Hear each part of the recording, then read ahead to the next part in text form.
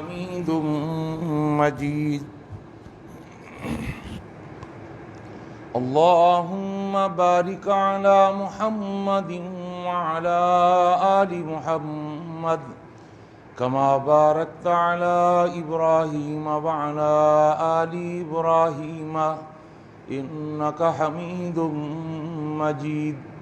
فقد قال الله تبارك وتعالى في القرآن المجيد والفرقان الحميد: أعوذ بالله السميع العليم وبوجهه الكريم وسلطانه القديم من الشيطان الرجيم. بسم الله الرحمن الرحيم. يا أيها الذين آمنوا اتقوا الله وابتغوا إليه الوسيلة وجاهدوا في سبيله لعلكم تفلحون. رب اشرح لي صدري ويسر لي أمري واحلل عقدة من لساني يفقهوا قولي. سبحانك لا علم لنا إلا ما علمتنا إنك أنت العليم الحكيم. اللهم انفعنا بما علمتنا وعلمنا ما ينفعنا وزدنا علما. اللهم إنا نعوذ بك من علم لا ينفع ومن قلب لا يخشع ومن نفس لا تشبع ومن دعوة لا تسمع. ہر قسم کی تعریفات و تحمیدات، تسبیحات و تقدیسات، تحلیلات و تمجیدات اور تہنیات و تکبیرات اس اللہ جل جلالہ عم نوالہ کے لیے جس کی جتنی بھی تعریفیں بیان کی جائیں، جس کی جتنی بھی حمد و ثنا بیان کی جائے اور جس کی جتنی بھی تحسین و ستائش بیان کی جائے اور جس کے لیے جتنے بھی شکریہ کے کلمات ادا کیے جائیں کم ہیں۔ حق یہ ہے کہ حق ادا نہیں ہو سکتا۔ حمد و ثنا کے بعد درود و سلام نازل ہوں دونوں جہانوں کے سردار پیغمبر آخر الزماں حضرت محمد مصطفیٰ صلی اللہ تعالی علیہ وآلہ وسلم کی ذات اقدس پر، جسد اقدس پر، روح اقدس پر بے شمار بے حد و حساب ان گنت لا تعداد کہ جنہیں اللہ تعالیٰ نے ساری کائنات کے لیے رہبر، رہنما اور تمام جہان والوں کے لیے رحمت بنا کے بھیجا ہے۔ مختصر سی حمد و صلات کے بعد قرآن مجید کا چھٹا پارہ 5ویں سورت سورہ مائدہ کی آیت نمبر 35 آپ کے سامنے تلاوت کی ہے۔ اللہ تعالیٰ سے دعا ہے اللہ مجھے اور آپ کو، ہم سب کو قرآن مجید کا صحیح فہم اور قرآن مجید کی صحیح سمجھ عطا فرما دے، اور جمعے کے توسط سے میں اور آپ جو بھی قرآن و حدیث کی باتیں اور نصیحتیں سنتے اور سناتے ہیں، اللہ ہمیں ان پر اخلاص کے ساتھ عمل پیرا ہونے کی بھی توفیق عطا فرما دے۔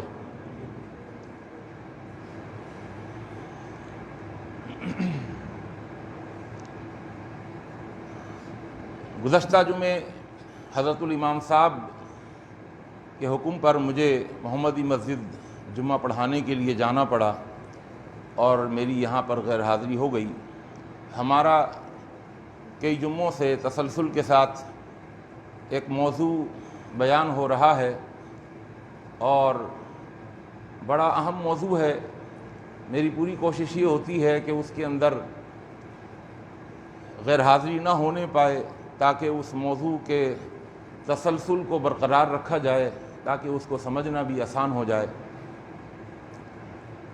میں نے عرض کیا تھا گزشتہ سے گزشتہ جمعے کہ وہ وسیلہ کہ جو مشروع وسیلہ ہے، مشروع کا مطلب جس کی مشروعیت، جس کا ثبوت قرآن و حدیث کے اندر موجود ہے، جو جائز ہے، جو درست ہے، اس کی کل 3 صورتیں ہیں۔ اور پہلی صورت آپ کے سامنے میں نے کچھ بیان کر دی تھی۔ جمعے کا وقت چونکہ بڑا ہی مختصر سا ہوتا ہے، میں 1 منٹ کے اندر جو کچھ بیان کیا تھا اس کو دہراؤں گا بھی، تاکہ جو کچھ بیان ہو چکا ہے وہ سامنے رہے اور آگے بات کو سمجھنا آسان ہو جائے۔ میں نے آپ کو بتایا تھا کہ مشروع وسیلہ، اس کی پہلی صورت یہ ہے کہ نیک اعمال کا وسیلہ، ہم جو نیک عمل کرتے ہیں، نمازیں پڑھتے ہیں، روزے رکھتے ہیں، قربانی کرتے ہیں، سجدے کرتے ہیں، حج کرتے ہیں، عمرے کرتے ہیں، یہ جتنے بھی نیک اعمال ہیں، تو ان نیک اعمال کے وسیلے سے اللہ کا قرب حاصل کیا جائے، ان نیک اعمال کا وسیلہ پکڑا جائے، یہ مشروع وسیلہ ہے، اور یہ قرآن و حدیث کے اندر موجود ہے۔ مثلا میں نے قرآن مجید کی ایک آیت آپ کو سنائی تھی، اللہ نے فرمایا یا ایھا الذین آمنوا، اے ایمان والو، استعینوا بالصبر والصلاۃ، تم مدد طلب کرو، بالصبری، صبر کے ساتھ، والصلاۃ، اور نماز کے ساتھ، یعنی نماز کے وسیلے سے اور صبر کے وسیلے سے اللہ کا قرب حاصل کرو۔ نیک عمل ہے نماز، صبر بھی ایک نیک عمل ہے، اس سے اللہ کا قرب حاصل ہوگا، اور جب اللہ کا قرب حاصل ہوگا تو تمہاری ضرور مدد کی جائے گی۔ حدیث میں نے آپ کو سنائی تھی، بخاری اور مسلم کی صحیح حدیث ہے، اور وہ غار والا واقعہ آپ کو بتایا تھا، اشارہ کیا تھا کہ غار میں پھنسے ہوئے تینوں اشخاص نے اپنے نیک عمل اللہ کی بارگاہ ہمیں وسیلے کے طور پر پیش کیے کہ اللہ میں نے یہ نیک عمل کیا تھا، مجھے اس نیک عمل کے وسیلے سے اس مصیبت سے نجات عطا فرما دے۔ تو یہ مشروع وسیلہ ہے، جائز درست ہے۔ کوئی بھی انسان، کوئی بھی ایمرجنسی کبھی ہو جائے، پھنس جائے، تو وہ اپنے نیک عمل کو تلاش کرے، وہ کون سا نیک عمل ایسا ہے جو اس نے واقعتاً وہ اس عمل کو نیک بنایا تھا، کوالٹی والا بنایا تھا، اللہ کے لیے کیا تھا، بڑے اخلاص کے ساتھ کیا تھا، تو اس وسیلے کے ذریعے سے اللہ کا قرب ڈھونڈے، اللہ کی مدد حاصل کرے۔ اسی طرح میں نے آپ کو ایک اور حدیث سنائی تھی، من عادی لی ولیا فقد آذنتہ بالحرب، اور تفصیل سے اس حدیث کو، بڑی طویل حدیث ہے، اور اس حدیث سے جو ایک مغالطہ لگا ہے لوگوں کو، یا بعض لوگوں کا عقیدہ خراب کرنے کی کوشش کرتے ہیں، اس کی طرف بھی میں نے اشارہ کیا تھا کہ فرائض کی پابندی سے اللہ کا قرب نصیب ہوتا ہے، اور جب فرائض کی پابندی کرتے کرتے انسان سنن اور نوافل کی پابندی پر بھی آ جائے، ایک قدم اور آگے بڑھا لے، وہ فرض تو فرض، وہ سنتیں بھی نہیں چھوڑتا اور نوافل کو بھی نہیں چھوڑتا، تو پھر وہ اللہ کا مزید قرب حاصل کر لیتا ہے، پھر ان نوافل کے ذریعے سے وہ اللہ کا اتنا قرب حاصل کر لیتا ہے کہ اللہ فرماتا ہے کہ میں اس کی آنکھ بن جاتا ہوں جس سے وہ دیکھتا ہے، میں اس کا ہاتھ بن جاتا ہوں جس سے وہ پکڑتا ہے۔ تو یہ بھی نیک عمل ہے، فرض نیک عمل ہے، نوافل نیک عمل ہیں، ان کے ذریعے سے اللہ کا قرب حاصل کیجیے۔ وسیلے کا معنی ہے قرب، اللہ کا قرب حاصل کرنا۔ اسی طرح ایک اور حدیث جو میں نے بیان نہیں کی تھی، میں وہ بھی بیان کر دوں، وہ بھی آپ کے سامنے کئی دفعہ بیان کی ہوئی ہے، لیکن وسیلے کے موضوع کے اندر اس حدیث کو بیان کرنا بھی ضروری ہے تاکہ مسئلے کو اچھی طرح سمجھ لیں۔ نیک اعمال کا وسیلہ، صحیح مسلم کی حدیث ہے، ربیعہ بن کعب رضی اللہ تعالی عنہ کہتے ہیں، کنت ابیت مع رسول اللہ صلی اللہ علیہ وسلم فاتیتہ بوضوئہ وحاجتہ، کہ میں اللہ کے رسول صلی اللہ علیہ وسلم کی خدمت میں لگا رہتا تھا، دن بھر آپ کے ساتھ رہتا تھا، چپکا رہتا تھا۔ میں نے اپنی زندگی کا مقصد ہی یہ بنا لیا تھا کہ میں اللہ کے رسول کی خدمت کرتا رہوں، اور وہ خادم کوئی تنخواہ پر مقرر نہیں کروایا تھا اپنے آپ کو،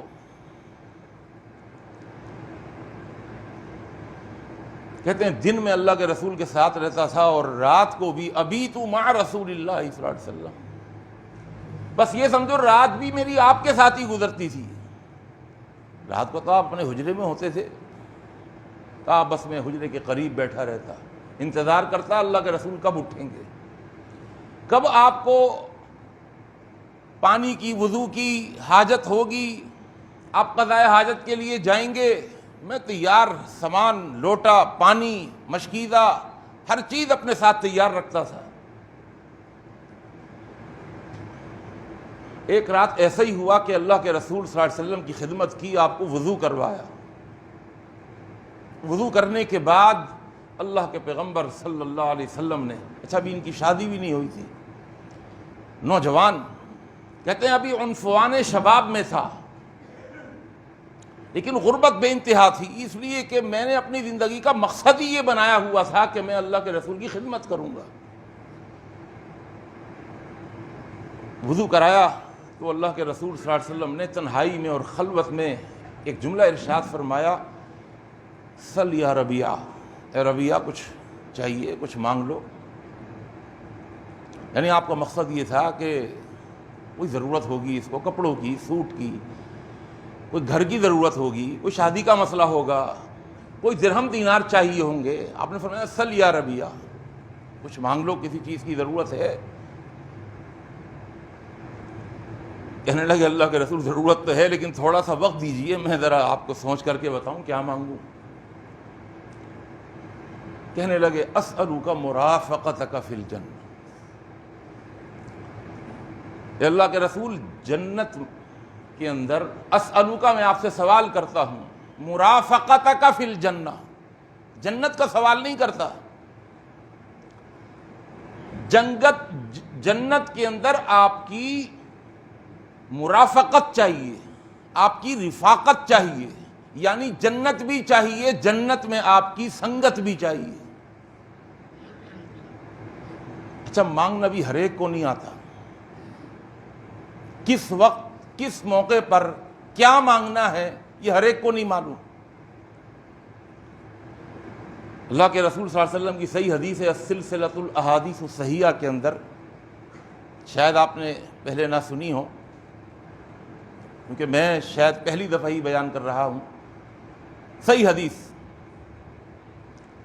اللہ کے رسول صلی اللہ علیہ وسلم نے فرمایا کہ جس وقت حضرت موسیٰ علیہ السلام، لما سارا موسیٰ علیہ السلام، جب موسیٰ علیہ السلام بنی اسرائیل کو لے کر کے نکلے رات کو بڑی پلاننگ کے ساتھ، بنی اسرائیل پر ظلم ہو رہا تھا، حضرت موسیٰ علیہ السلام بنی اسرائیل کو مصر سے نکال کر آپ چلے کہ بھئی اللہ نے حکم دیا ہے یہاں سے نکلو، مصر سے نکل جاؤ، رات کو نکلیں گے اور اپنا ساز و سامان، قیمتی سامان، ہیرے جواہرات، سونا چاندی، جس کو اٹھایا جا سکتا ہو وہی اٹھا کر کے نکلو، درہم دینار، تاکہ آگے سفر میں پریشانی نہ ہو۔ حدیث کے الفاظ ہیں لما سارا موسیٰ علیہ السلام،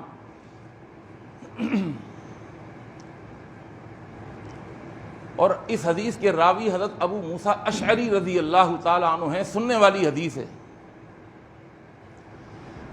حدیث شروع ہوتی ہے بڑے عجیب و غریب انداز سے،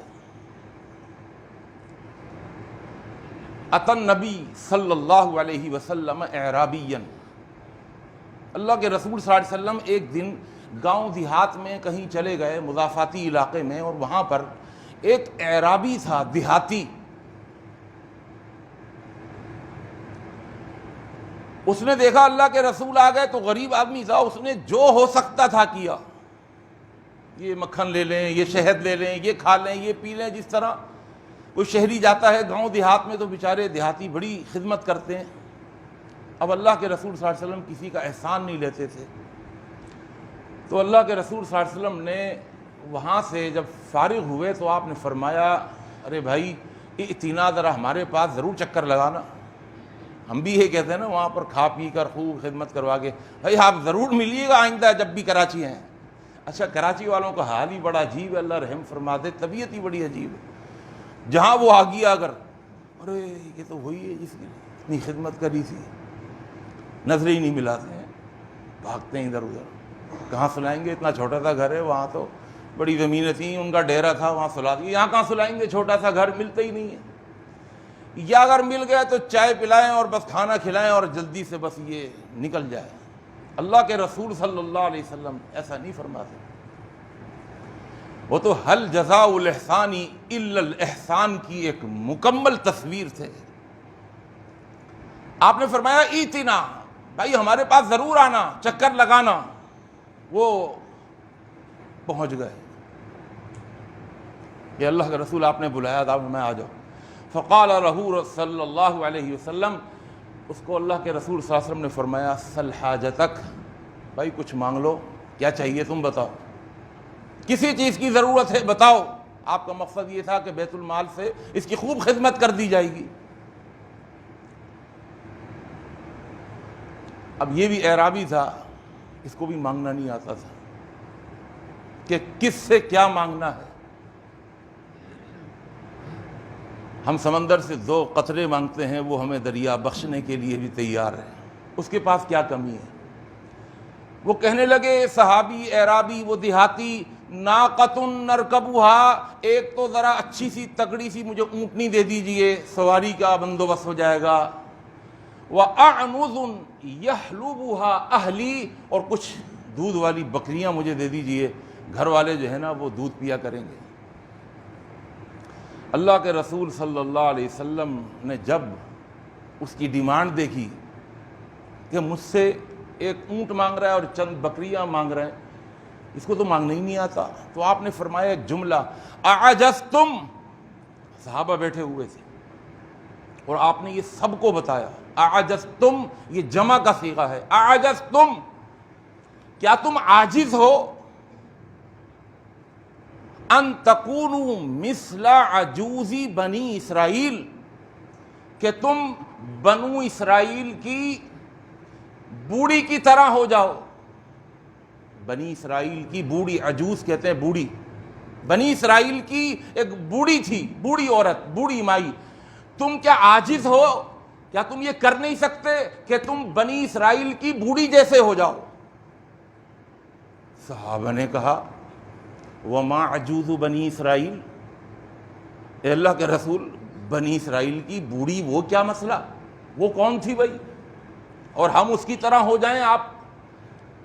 آپ نے فرمایا ان موسیٰ علیہ السلام، اب وہ بوڑھی کا واقعہ اللہ کے پیغمبر نے سنایا کہ موسیٰ علیہ السلام لما سارا بنی اسرائیل من مصر، جب بنی اسرائیل کو لے کر کے نکلے من مصر، مصر سے جہاں فرعون کی حکومت تھی، ظلم تھا، اور یہ پلاننگ تھی کہ رات کو نکلیں گے، تو رات کے اندھیرے کے اندر پھرتے رہے، ضلوا الطریقہ، راستہ بھول گئے۔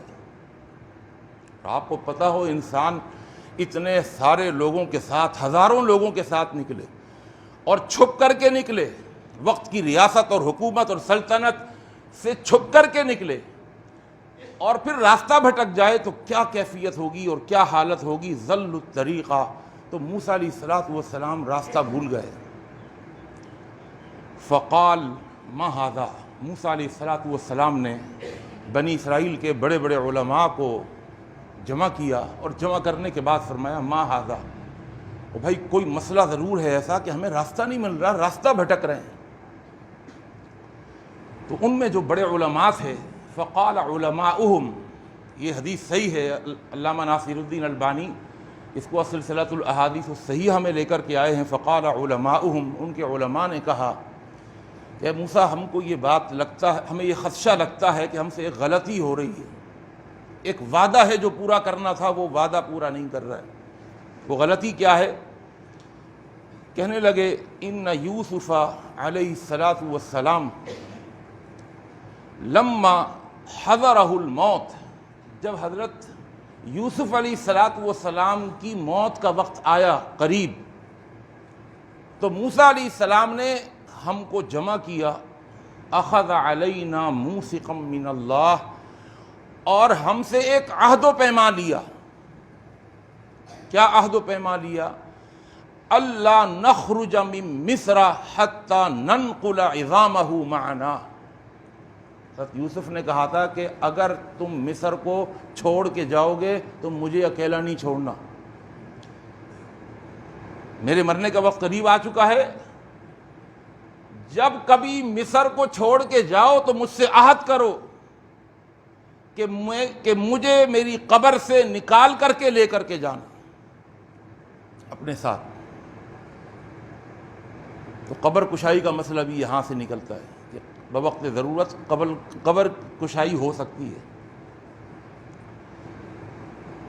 کہا یہ ہم سے عہد و پیمان لیا تھا اور ہمیں ایسا لگتا ہے کہ ہم ان کا عہد پورا نہیں کر رہے، وہ وعدہ پورا نہیں کر رہے، اس وجہ سے ہم راستہ بھول رہے ہیں۔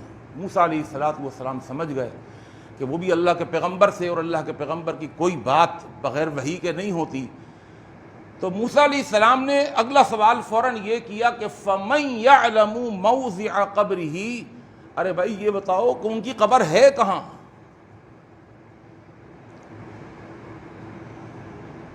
کہنے لگے وہ تو ہمیں پتہ نہیں۔ بھائی کسی کو تو پتہ ہوگی۔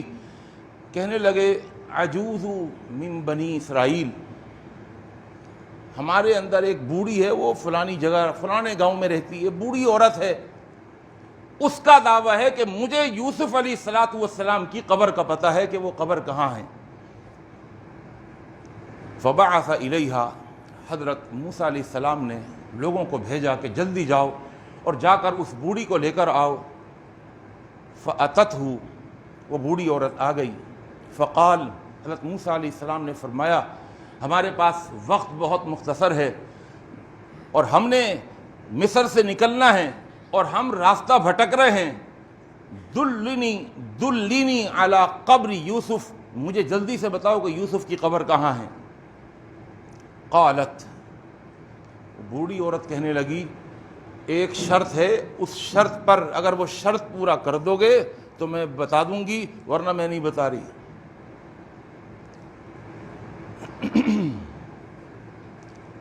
حضرت موسیٰ علیہ السلام نے فرمایا بھائی تمہاری کیا شرط ہے، جلدی سے بتاؤ۔ وہ بھی سمجھے اس نے کوئی درہم دینار کچھ مانگنا ہوگا۔ کہنے لگی حتی تعطینی حکمی، مجھے میری شرط پوری کر دو گے تو میں آپ کو قبر بتا دوں گی کہ وہ قبر کہاں ہے۔ قال وما حکمک، موسیٰ نے فرمایا تمہاری شرط کیا ہے یہ بتاؤ، کیا ڈیمانڈ ہے تمہاری؟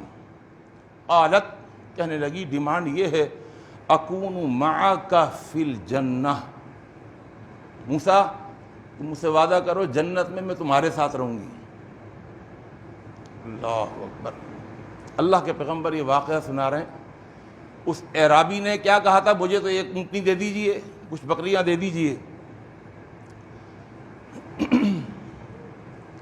حدیث کے الفاظ ہیں فَكَرِهَ أَن يُعْطِيَهَا حُكْمَهَا، حضرت موسیٰ علیہ السلام نے ناپسند کیا کہ اس کی اس ڈیمانڈ کو پورا کیا جا سکے۔ اور بھئی کہاں تو بوڑھی عورت اور کہاں میں اللہ کا نبی اور پیغمبر، اللہ نے نبیوں کو سب سے بلند مقام عطا فرمانا ہے جنت کے اندر۔ فَكَرِهَا، ناپسند کیا موسیٰ نے، أَن يُعْطِيَهَا ذَلِكَ، کہ اس کو اس کی شرط پر اس سے ہاں کر دیں کہ بھئی تجھے جنت میں اللہ سے میں کہوں گا کہ میرے ساتھ ٹھکانہ عطا فرما دے۔ فَأَوْحَى اللَّهُ إِلَيْهِ، اللہ نے فوراً وحی بھیجی موسیٰ کی طرف، أَن أَعْطِهَا حُكْمَهَا، کہ اے موسیٰ اس کی شرط منظور کر لیجئے۔ کل قیامت کے دن میدان محشر کے بعد جب جنت میں جائیں گے، یہ آپ کے ساتھ جنت میں جائے گی۔ فَانْطَلَقَتْ بِهِمْ، بوڑھی عورت سے حضرت موسیٰ علیہ السلام نے عہد و پیمان کر لیا۔ فَانْطَلَقَتْ بِهِمْ، اس نے کہا جلدی آؤ میرے ساتھ۔ ایک جگہ لے کر کے گئی، وہاں پر ایک چھوٹا سا دریا تھا، پانی کی جگہ تھی، موضع مستنقع ماء، وہاں پانی کا ڈھیر لگا ہوا تھا۔ فقالت، کہنے لگی انزبوا هذا الماء، یہ جو تالاب ہے یا جو یہ حوض ہے اس کا پانی نکالو جلدی سے۔ فانزبوه، انہوں نے جلدی جلدی پانی نکالا۔ فقالت، کہنے لگی احتفروا، اب اس کو کھودو۔ فاحتفروا، انہوں نے اس کو کھودا۔ فاستخرجوا عظام یوسف علیہ الصلاۃ والسلام، تو وہاں پر حضرت یوسف علیہ الصلاۃ والسلام کی میت رکھی ہوئی تھی. فلما اقلوها، اللہ کے پیغمبر فرماتے ہیں فلما اقلوها، جب وہ یوسف علیہ الصلاۃ والسلام کی لاش باہر نکالی، الی الارض، زمین کے اوپر رکھی، وَإِذَا الطَّرِيقُ مِثْلَ ضَوْءِ النَّهَارِ، رات کا اندھیرا تھا لیکن جیسے ہی ان کی لاش باہر نکالی راستہ اتنا واضح ہو گیا اور راستہ اتنا روشن ہو گیا، مثل ضوء النہار، جس طرح دن کے اندر روشنی ہوتی ہے. اور اس روشنی کو آگے رکھتے ہوئے موسیٰ علیہ الصلاۃ والسلام بنی اسرائیل کو لے کر کے نکل گئے مصر سے. تو میں عرض یہ کر رہا تھا کہ اللہ کے رسول صلی اللہ علیہ وسلم کے یہ صحابی، آپ نے فرمایا سل یا ربیہ، ربیہ مانگو. کہنے لگے اسألک مرافقتک فی الجنہ، مجھے جنت میں آپ کی رفاقت چاہیے. اور یاد رکھیے کہ یہ ہر صحابی کا یہی حال تھا، ہر صحابی کا یہی حال تھا. علامہ ناصر الدین البانی ایک حدیث اور لے کر آئے ہیں سلسلۃ الاحادیث الصحیحہ میں. حضرت ثوبان رضی اللہ تعالیٰ عنہ اللہ کے رسول صلی اللہ علیہ وسلم کی خدمت میں حاضر ہوئے. جاء رجل الی النبی صلی اللہ علیہ وسلم فقال، کہنے لگے یا رسول اللہ، اے اللہ کے رسول، انک لاحب الی من نفسی، اے اللہ کے رسول میں اپنی جان سے بڑھ کر آپ سے محبت کرتا ہوں. آپ نے فرمایا ٹھیک ہے. کہنے لگے وَإِنَّكَ لَأَحَبَّ إِلَيَّ مِنْ أَهْلِي، اور اللہ کے رسول میں اپنی بیوی سے بھی زیادہ آپ سے محبت کرتا ہوں. اب میں اچھا ٹھیک ہے. وہ کہنے لگے وَأَحَبَّ إِلَيَّ مِنْ وَلَدِي، ایک وقت آتا ہے بیوی سے بھی جو محبت ہوتی ہے وہ تھوڑا سائیڈ لگنے لگتی ہے، اولاد کی محبت بڑھ جاتی ہے. کہا مجھے اپنی اولاد سے بھی بڑھ کر آپ سے زیادہ محبت ہے، میں اپنی اولاد کو بھی اتنا نہیں چاہتا. وَإِنِّي لَأَكُونُ فِي الْبَيْتِ، اور میری حالت یہ ہے میں آپ سے اتنی محبت کرتا ہوں کہ میں گھر میں جاتا ہوں فَأَذْكُرُكَ فِي مَا أَصْبَرُ حَتَّى آتِيكَ، میری کیفیت یہ ہے کہ مجھے صبر نہیں آتا جب تک کہ میں واپس آپ کے پاس نہ آ جاؤں. اور محبت کہتے بھی اسی کو ہے. محبت اس احساس کو کہتے ہیں جو اتنا بڑھ جائے کہ محب محبوب کی طرف کھنچا چلا ہے. محب اور محبوب کے درمیان ایک احساس ہے محبت، اور یہ احساس جب پختہ ہو جائے تو محب کو اس وقت تک چین نہیں ملتا جب تک وہ محبوب کی طرف کھنچا چلا نہ آئے. کہا اللہ کے رسول مجھے آپ سے محبت ہے، اپنی اولاد سے بڑھ کر، بیوی سے بڑھ کر، گھر والوں سے بڑھ کر. میں گھر میں جاتا ہوں مجھے سکون نہیں ملتا جب تک کہ میں واپس آپ کے پاس نہ آ جاؤں. فَأَنظُرُ إِلَيْكَ، اور آپ کو دیکھ نہ لوں. آپ نے فرمایا ٹھیک ہے، مسئلہ کیا ہے؟ کہا اللہ کے رسول پریشان، بہت پریشان. آپ نے فرمایا پریشانی کی کیا بات ہے؟ سنیے. کہنے لگے وَإِنِّي ذَكَرْتُ مَوْتِي وَمَوْتَكَ، اے اللہ کے رسول میں خیال کرتا ہوں، مجھے یاد آتا ہے اکثر کہ ایک وقت آئے گا موتی، میں بھی مر جاؤں گا، وَمَوْتَكَ، اور موت آپ کے اوپر بھی آ جائے گی. عرفت، اور مجھے یہ بات معلوم ہے، انک اذا دخلت الجنت، جب آپ جنت میں جائیں گے تو رفعت مع النبیین، تو آپ کو جو مقام ملے گا جنت کے اندر وہ نبیوں کے ساتھ ملے گا، نبیوں سے بھی بلند جنت کے اندر مقام ملے گا. وَإِنِّي اذا دخلت الجنت، اور میں جب جنت کے اندر جاؤں گا خشیت اللہ اراک، مجھے ڈر یہ ہے کہ مجھے تو جنت میں کوئی نچلا حصہ ملے گا، میں آپ کو نہیں دیکھ سکوں گا. یہاں تو دیکھ لیتا ہوں، آپ کی محبت مجھے مجبور کرتی ہے، گھر کو چھوڑ کر واپس آتا ہوں اور آپ کا دیدار کرتا ہوں، لیکن جنت میں کیسا ہوگا؟ فلم يرد علیہ النبی صلی اللہ علیہ وسلم، اللہ کے رسول صلی اللہ علیہ وسلم نے ان سے کوئی جواب نہیں دیا، شیئاً، کچھ بھی جواب نہیں دیا. اللہ کے رسول صلی اللہ علیہ وسلم خاموش ہیں کہ واقعتاً اللہ نبیوں کو جنت میں سب سے بلند مقام عطا کریں گے، اور یہ میرا صحابی پتہ نہیں جنت کے کس درجے میں ہوگا، وہاں کیا کیفیت ہوگی، کس طرح ملاقات کرے گا. آپ خاموش ہو گئے. حتی نزل جبرائیل علیہ الصلاۃ والسلام بہذہ الآیہ، یہاں تک کہ جبرائیل علیہ الصلاۃ والسلام ایک آیت کو لے کر کے نازل ہوئے. آیت کیا ہے؟ وَمَن يُطِعِ اللَّهَ وَالرَّسُولَ، جو بھی، ومن اور جو بھی، کوئی بھی، مرد ہو یا عورت، امیر ہو یا غریب ہو، چھوٹا ہو یا بڑا ہو، ومن اور جو بھی، یطع اللہ والرسول، اللہ اور اس کے رسول کی اطاعت کر لے گا. اللہ اکبر. بہت توجہ فرمائیے گا. صحابی نے کیا دعویٰ کیا تھا؟ میری محبت مجھے پریشان کر رہی ہے، محبت اتنی بڑی ہوئی ہے کہ گھر میں بے چین ہوتا ہوں، جب تک کہ واپس آ کر آپ کو دیکھ نہ لوں چین نہیں ملتا، سکون نہیں ملتا، اطمینان نہیں ملتا، راحت نہیں ملتی. مجھے محبت ہے آپ سے. آیت نازل ہوئی، یہ نہیں کہا من یحب اللہ والرسول، جو بھی اللہ اور اس کے رسول سے محبت کرے گا، یہ نہیں آیت نازل ہوئی. وَمَن يُطِعِ اللَّهَ وَالرَّسُولَ، محبت تو بہت سارے لوگ کرتے ہیں. محبت نہیں جب تک اس کے ساتھ اطاعت نہیں، اور اطاعت نہیں جب تک اس کے ساتھ اتباع نہیں. سمجھ لیجیے اچھے طریقے سے. دو جملوں میں مسئلہ اگر سمجھ میں آ جائے تو آپ کو بہت فائدہ دے گا. محبت بہت ہو لیکن اطاعت نہ ہو، محبت کسی کام کی نہیں. مثال،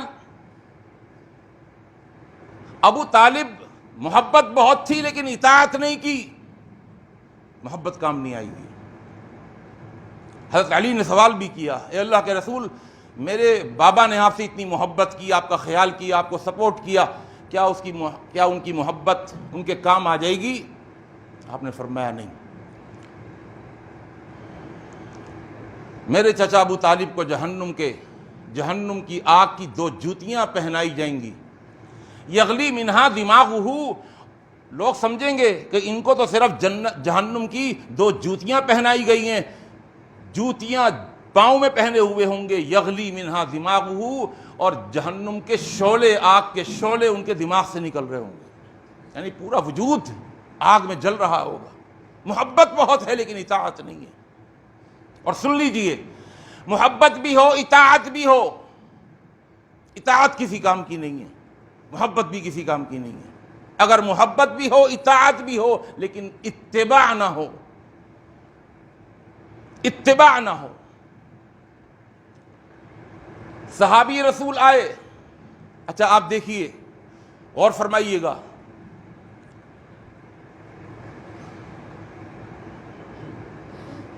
منافقین محبت نہیں کرتے تھے، صحیح ہے جی، اطاعت کرتے تھے.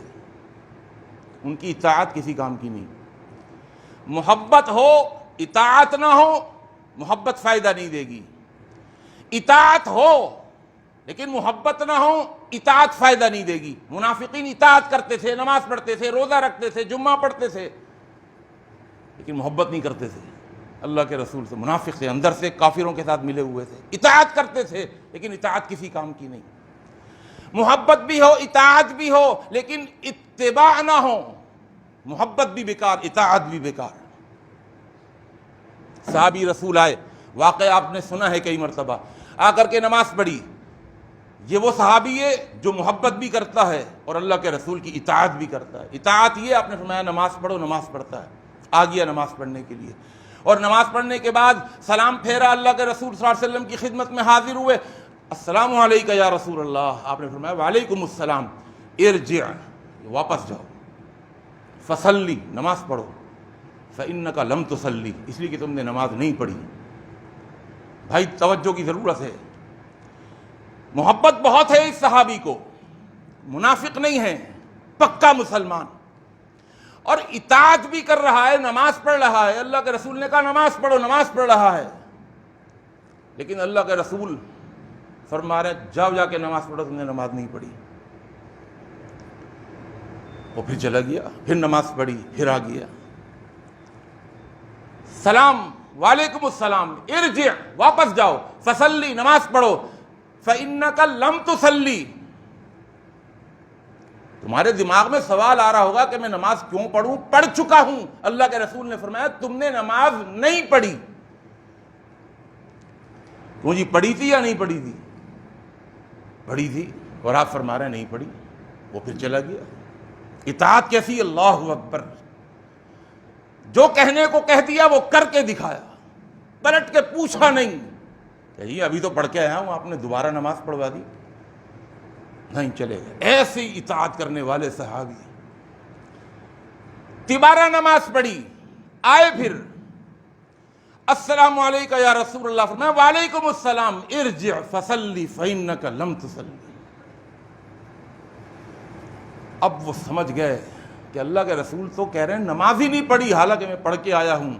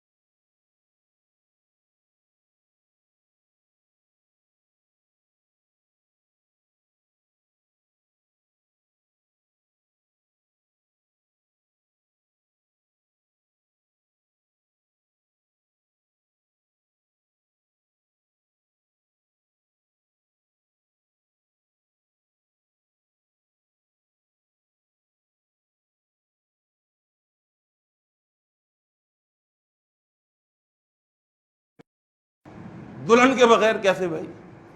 تو اگر کسی کو جنت بھی مل جائے اور جنت کے ساتھ ساتھ محبوب کی سنگت بھی مل جائے تو اللہ کا قرآن کہتا ہے وَحَسُنَ أُولَٰئِكَ رَفِيقًا، ان لوگوں کو بڑی حسین رفاقت نصیب ہو جائے گی جو اللہ اور اس کے رسول کی اطاعت کریں گے، اتباع کریں گے محبت کے ساتھ۔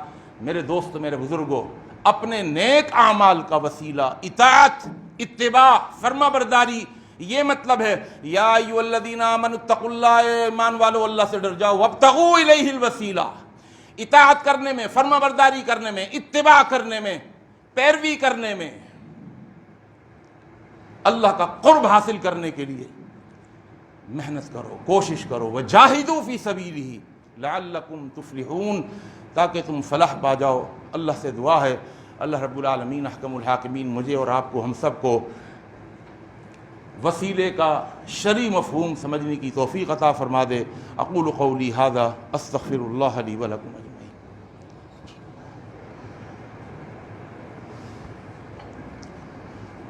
الحمد للہ نحمده ونستعینه ونستغفره ونؤمن به ونتوكل عليه ونعوذ بالله من شرور أنفسنا ومن سيئات أعمالنا من يهده الله فلا مضل له ومن يضلله فلا هادي له ونشهد أن لا إله إلا الله وحده لا شريك له ونشهد أن محمدا عبده ورسوله.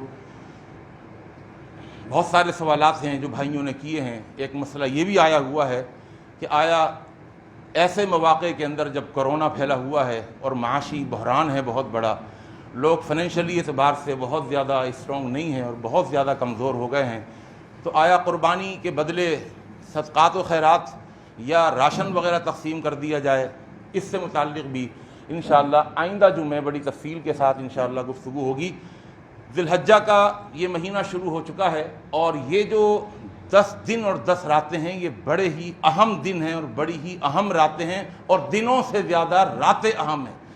خدارہ راتوں کو جاگنے والے اور ایف بی میں اپنے گھنٹوں پر بات کرنے والے ان راتوں کا خیال رکھیں. قرآن مجید میں اللہ تعالیٰ نے ان 10 راتوں کی قسم کھائی ہے، بڑی عظیم راتیں ہیں. فرمایا بسم اللہ الرحمن الرحیم والفجر ولیال عشر، مجھے ان 10 راتوں کی قسم، اور لہذا بڑی اہم راتیں ہیں. اللہ کے رسول صلی اللہ علیہ وسلم کی حدیث ہے کہ ان 10 دنوں کے اندر جو بھی نیک عمل کیا جاتا ہے وہ اور دنوں کے اندر عمل کرنے اور دنوں میں عمل کرنے سے زیادہ اللہ کو محبوب ان 10 دنوں میں کیا جانے والا عمل ہے. لہذا کوشش کریں کہ ان 10 دنوں کے اندر قرآن کی تلاوت کریں، ان 10 دنوں کے اندر روزہ رکھنے کی کوشش کریں، اور ان 10 دنوں کے اندر رات کو تہجد پڑھنے کا اہتمام کر لیں. قرآن مجید تھوڑا سا پڑھیں، ترجمے کے ساتھ پڑھیں. تو ان 10 دنوں کے اندر کوشش کریں گھر کے اندر جو مرد حضرات ہیں وہ اپنے بیوی بچوں کو بتائیں اور سمجھائیں کہ یہ جو 10 دن اور 10 راتیں ہیں یہ اللہ کا ذکر و اذکار کرنے کے ایام ہیں. اور قرآن مجید میں اللہ نے فرمایا وَاذْكُرُوا اللَّهَ فِي أَيَّامٍ مَعْدُودَاتٍ، یہ چند گنے چنے تمہیں دن دیے گئے ہیں، ان گنے چنے دنوں کے اندر اللہ کو کثرت کے ساتھ خوب اچھے طریقے سے یاد کرو، اللہ کا ذکر کرو، چلتے پھرتے، اٹھتے بیٹھتے، آتے جاتے، فرض نمازوں کے بعد تکبیرات کا اہتمام کیجیے. اللہ اکبر اللہ اکبر اللہ اکبر کبیرہ والحمد للہ کثیرہ وسبحان اللہ بکرۃ واسیلہ، اللہ اکبر لا الہ الا اللہ واللہ اکبر وللہ الحمد. ان 10 دنوں کو عام دنوں کی طرح ہرگز نہ گزاریں اور ان 10 راتوں کو عام راتوں کی طرح ہرگز نہ گزاریں. اللہ تعالیٰ مجھے اور آپ کو، ہم سب کو عمل کی توفیق عطا فرما دے. ایک بھائی نے مسئلہ پوچھا تھا کہ جب نماز کے لیے سترے کا کیا ہے شریعت کے اندر، کہ سترہ رکھنا چاہیے نہیں رکھنا چاہیے. یاد رکھیے کہ اگر جماعت سے نماز ہو رہی ہے تو امام سترہ ہے سب کا. جماعت سے اگر نماز ہو رہی ہے تو صفوں کے درمیان آیا جایا جا سکتا ہے. شریعت کے اندر ایسا نہیں کہ اگر جماعت ہو رہی ہے تو آپ صف کے درمیان سے نہیں گزر سکتے ہیں. مسئلہ اچھی طریقے سے سمجھ لیجئے. جماعت ہو رہی ہے اور آپ جماعت کے اندر ہیں تو نمازی کے آگے سے گزرا جا سکتا ہے. کوئی شخص اگر روکے گا تو وہ غلط کرے گا، اس کو نہیں روکنا چاہیے. دوسرا مسئلہ یہ سمجھ لیں، اگر آپ جماعت سے نماز نہیں پڑھ رہے، انڈیویجولی الگ سے آپ نماز پڑھ رہے ہیں انفرادی طور پر، تو پھر کوشش یہ کیجئے کہ اپنے آگے سترہ رکھ لیں، اور اگر کوئی پلر ہے اس کو اپنا سترہ بنا لیں، کوئی آدمی بیٹھا ہوا ہے اس کو سترہ بنا لیں، اس کے پیچھے نماز پڑھ لیں. اور اگر آگے سترہ نہیں رکھ سکتے آپ تو ایسا نہیں ہے کہ آپ کی نماز نہیں ہوگی، نماز ہو جائے گی، لیکن آگے سے گزرنے والا بہت بڑا گناہگار ہوگا، اور اگر وہ گزرے تو اس کو روکنا ہوگا آپ کو، اور بڑے شد و مت کے ساتھ روکنا ہوگا. تو لہذا ان چیزوں کا اہتمام کرنا چاہیے. انشاءاللہ مسائل بھی بیان ہوں گے، چھوٹے چھوٹے مسائل ہیں، لیکن یہ ہم کو ان کے بارے میں صحیح علم نہیں ہوتا، اور لا علمی کی وجہ سے ہم وہ غلطیاں کر بیٹھتے ہیں. انشاءاللہ وہ بھی بیان ہوں گے. اللہم انصر من نصر دین محمد صلی اللہ علیہ وسلم وجعلنا